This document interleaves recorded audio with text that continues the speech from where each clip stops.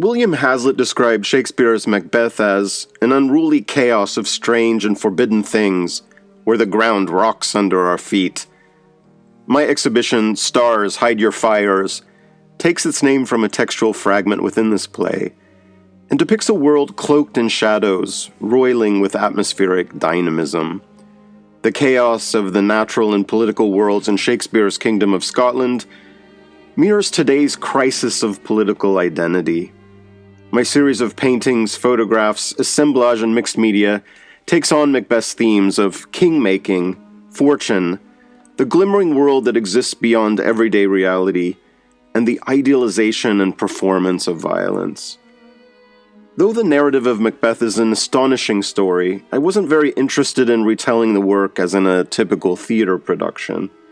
Rather, I prioritized the investigation of individual textual fragments within the play's script in order to divorce my own artwork from the known outcome of the theater piece. Each artwork in this exhibition is derived and titled directly from a specific textual fragment within Shakespeare's play. Macbeth's setting in medieval Scotland gives it a kinship to one of the world's great illuminated manuscripts, the Book of Kells. Created by monks on the Scottish island of Iona, the book was unearthed from a hiding place near the Kells Abbey in Ireland in the 12th century. Scholars assume it was hidden to evade its destruction by marauding Vikings, who had terrorized the western Scottish coast during this period. With its Latin text and stylized alphabet forms, the Book of Kells is equally beautiful and unfathomable. Shakespeare's Macbeth, like the Book of Kells, contains hidden messages that inform contemporary viewpoints on the dangers of human evils. But these documents are obscured by metaphorical, literal, and actual mud. The decay of paper, metal, wood, and textiles are all testament to nature's obliterating power over mankind's reason. In my own experimentations with type-based art related to Macbeth's text, I encourage the viewer to act as an archaeologist, to unearth and decode these historical messages from our past. Are there warnings from literature that can compel us to avoid future disasters? What perils await societies that are locked in chaotic rulerships? Shakespeare writes of the dynamic and dangerous forces of nature that pummel Scotland's landscapes, and I knew I would find inspiration from traveling there. Through grants from the University of California, Santa Cruz, where I was a professor of design from 2006 to 2018, I was able to travel to the varied ruins and landscapes that are settings in Shakespeare's play. In the process of photographing, drawing, and painting what I witnessed, I discovered these locations are not simply backgrounds to the Macbeth's actions, but actual mirrors to their violent and tormented souls. Now completed, I can see a clear transition from my naturalistic renderings to abstracted and unsettling views of the same terrain.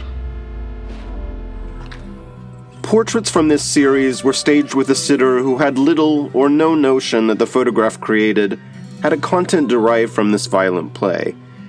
My intention was to capture an ambiguity of action that could be translated into one of the textual fragments I was attempting to document.